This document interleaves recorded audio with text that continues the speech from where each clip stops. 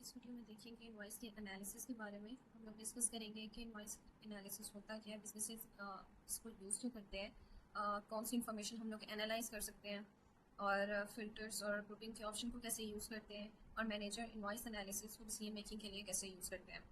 अब अगर हम लोग इनवॉइस एनालिसिस देखें कि वो होता क्या है। इनवॉइस एनालिसिस एक रिपोर्टिंग टूल है जो हेल्प करता है बिजनेसेस को कि वो इनवॉइस का डेटा और सेल पर्सन की परफॉर्मेंस को एनालाइज कर लें, सेल्स की परफॉर्मेंस को।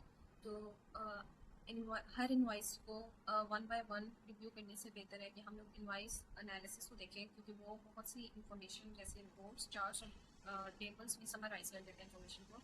तो ये मैनेजर्स को अलाउ करता है या बिजनेस ओनर्स को अलाउ करता है कि वो कंपनी की परफॉर्मेंस है उसको मॉनिटर करें और उसको एनालाइज करें। अब हम लोग इनवॉइस एनालिसिस को यूज़ करते हैं क्योंकि ये हेल्प करता है बिजनेस को उनकी सेल्स की परफॉर्मेंस मॉनिटर करने के लिए, अपना रेवेन्यू ट्रैक करने के लिए, टॉप के जो उनके कस्टमर्स हैं उनको आइडेंटिफाई करने के लिए, एनालाइज ये करने के लिए कि उनकी बेस्ट सेलिंग प्रोडक्ट्स या सर्विसेज कौन सी हैं, इनवॉइस के ट्रेंड्स को फॉलो करने के लिए, मॉनिटर करने के लिए, और बिजनेस में डिसीजन मेकिंग को सपोर्ट करने के लिए। अब रिपोर्ट्स के बगैर ये मुश्किल हो जाता है कि बिज़नेस की परफॉर्मेंस को हम लोग एनालाइज करें, क्योंकि हमारे पास हंड्रेड ऑफ इन्वॉइसेस होती हैं।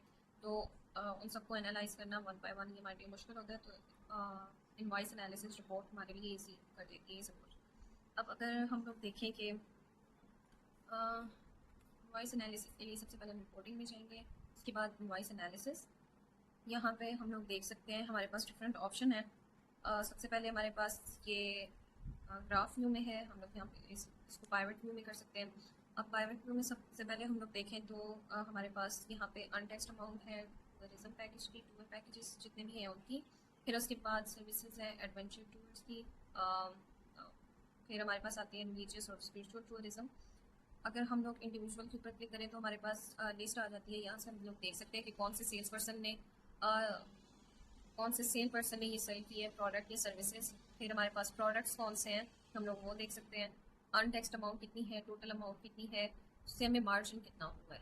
यहाँ से हम लोग डिसाइड करते हैं कि हमें क्या शो होगा या क्या नहीं। हम लोग मार्जिन चाहे तो ऐड कर सकते हैं, चाहे तो इसको क्लोज भी कर सकते हैं। कितना प्रॉफिट हमें जनरेट हुआ है, हम लोग इंडिविजुअल प्रोडक्ट का, हम सारे जितने भी प्रोडक्ट्स हैं उनका एनालिसिस कर सकते हैं। कौन से कस्टमर ने हमसे सबसे ज़्यादा हमसे सर्विसेज दी हैं, हम लोग वो भी देख सकते हैं।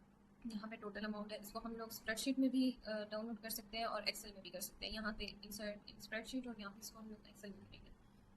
तो फिर हम लोग अगर देखें यहाँ पे, तो हम कह देते हैं कि हमें क्रेडिट नोट्स वाली भी इनवॉइसेस शो हो, तो वो इस तरीके से हमें शो होगी। फिर अगर हम लोग देखते हैं यहाँ पे, हम लोग बार चार्ट में भी देख सकते हैं। इसके ऊपर हम लोग लिखते हैं तो यहाँ पे हमें डिफरेंट कस्टमर्स के नेम के साथ शो हो जाएगा डेटा लिस्ट व्यू में। फिर हम लोग अगर यहाँ से देखें प्रोडक्ट कैटेगरीज के साथ देखें तो हमें इस तरीके से शो होगा। डिफरेंट प्रोडक्ट की कैटेगरीज हमें शो होंगी। ये टूर के पैकेजेस हैं, ये एडवेंचर टूर्स की हैं, और ये अगर हम लोग यहाँ पे ये विंटर टूर्स की हैं प्रोडक्ट। हम लोग यहाँ से बेसिकली देख सकते हैं कि हमें कौन सा प्रोडक्ट हमारा सबसे ज़्यादा सेल हो रहा है, कौन से कस्टमर हमसे सबसे ज़्यादा सर्विसेज या प्रोडक्ट्स हमारे ले रहे हैं। यहाँ पे भी हम इसी तरीके से देख सकते हैं।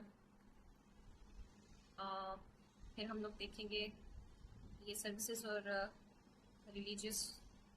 फिर इसी तरह अगर हम लोग हमारी मैनेजमेंट चाहती है कि वो अपनी किसी स्पेसिफिक प्रोडक्ट को प्रमोट करें, तो हमें अभी वो यहाँ से डिसीजन मेकिंग के लिए हेल्प ले सकते हैं। मतलब यहाँ पे अगर वो देखें तो उन्हें पता चल जाएगा कि हमारे कौन सा प्रोडक्ट सबसे ज़्यादा सेल हो रहा है, तो और कौन सा प्रोडक्ट जो है वो लीज सेल हो रहा है, कस्टमर बहुत कम वो पैकेजेस बुक कर रहे हैं।